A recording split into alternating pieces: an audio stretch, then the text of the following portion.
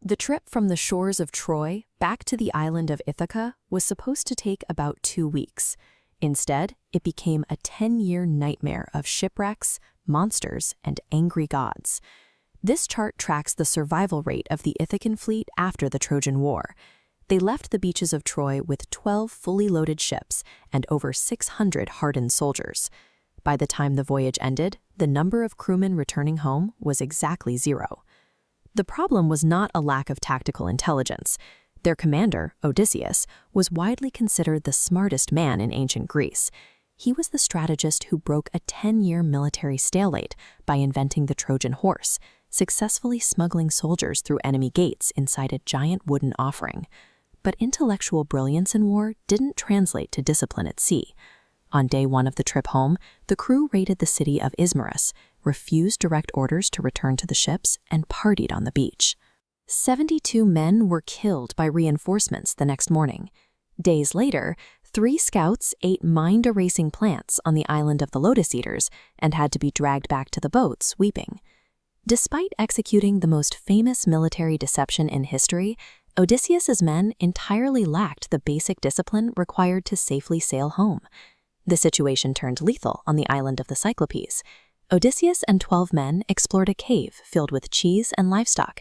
The owner, a one-eyed giant named Polyphemus, trapped them inside by rolling a massive boulder over the entrance and began eating the crew 2 at a time, raw. Odysseus couldn't kill the giant because nobody else could move the boulder to let them out, so he offered Polyphemus heavy wine. When the giant asked his name, Odysseus replied, "Nobody." After blinding the drunken giant with a burning olive stake, the other Cyclopes heard the screams. They asked who was hurting him, and Polyphemus yelled, "Nobody is hurting me." The others went back to sleep. In the morning, the blind giant rolled back the boulder to let his flock out to graze. He patted the top of each sheep to ensure the Greeks weren't riding them. He missed the surviving men completely because they had strapped themselves underneath the bellies of the animals. They were free. If they had just sailed away, the gods would have been none the wiser. But as his ship pulled out of the harbor, Odysseus stood on the prow and shouted his real name back at the bleeding giant. He wanted the credit. Now Polyphemus had a name. He prayed directly to his father Poseidon, the god of the sea, asking him to ensure Odysseus never reached home, or if he did, to arrive late, broken, and alone. Poseidon heard the prayer and granted it. Every shipwreck, monster attack, and disaster that followed over the next decade was a direct, tumbling domino triggered by a single moment of unchecked pride. The sea itself was now their enemy. King Aeolus tried to help by sealing all the dangerous winds into a leather bag, leaving only a gentle breeze to push them home. But after 9 days, with Ithaca actually visible on the horizon, Odysseus fell asleep. His greedy crew opened the bag, convinced it held gold, and the resulting explosion of trapped wind blew them entirely across the sea. Seeking refuge in a new harbor, they were ambushed by the Lystrigonians, a tribe of giants who hurled boulders from the cliffs above and speared the trapped sailors like fish. 11 ships were completely obliterated in minutes. Only Odysseus's ship escaped, leaving him with a few dozen men from the original 600. Those surviving men washed up on the island of the witch goddess Circe, who promptly turned a scouting party into pigs. Armed with magical intervention, Odysseus forced her to turn them back, but then he inexplicably decided to accept her hospitality.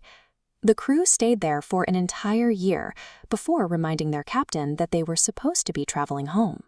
Circe informed them they couldn't leave until they consulted the dead prophet Tiresias. Odysseus sailed to the edge of the world, summoned the dead with blood, and received one absolute rule for the rest of the journey. Under no circumstances could they touch the sacred cattle of the sun god, Helios. Their intellect was useless against a cursed trajectory. Every time they tried to navigate toward Ithaca, they were actively thwarted by a combination of divine wrath and their own glaring human weakness.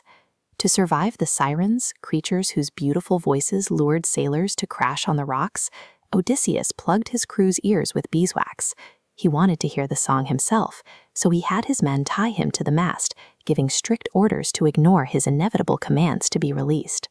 Next came a brutal choice between Scylla, a 6-headed monster, and Charybdis, a massive whirlpool that would destroy the entire ship. Odysseus made a calculated, cold-blooded decision to steer toward the monster, intentionally feeding 6 of his loyal men to Scylla so the rest of the vessel could safely slip past.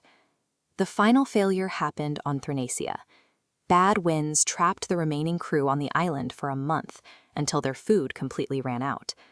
While Odysseus slept, his desperate, starving men completely ignored the one absolute rule they were given in the underworld and slaughtered the sacred cattle of Helios. As soon as they set sail again, Zeus struck their ship with a thunderbolt. The vessel split in half. Every single member of the crew drowned, leaving Odysseus to cling to the wreckage and wash ashore on the island of the goddess Calypso. The mathematics of the tragedy were complete. The fleet was at 0. The genius commander had outsmarted monsters and navigated the land of the dead, but he was now entirely alone, trapped with absolutely nothing but time. After 7 years with Calypso and a final voyage provided by a neighboring king, Odysseus woke up on the beach of Ithaca. 20 years had passed since he left for Troy. His palace was occupied by 108 men from surrounding islands, draining his resources and trying to force his wife, Penelope, into marriage. Penelope had matched her husband's intellect by employing a brilliant 3-year stalling tactic. She promised the suitors she would choose a husband as soon as she finished weaving a burial shroud for Odysseus's father. Every day she wove the fabric, and every night she secretly unraveled it. Disguised as an old beggar by the goddess Athena, Odysseus entered his own courtyard unrecognized by anyone but Argos, the hunting dog he had raised as a puppy 2 decades ago. The ancient dog wagged its tail, dropped its ears flat, and died on the spot, having waited 20 years just to see its master one last time. Penelope announced a contest. Whoever could string the king's heavy bow and shoot an arrow cleanly through a row of 12 axe heads would win her hand. Not a single suitor could even bend the weapon.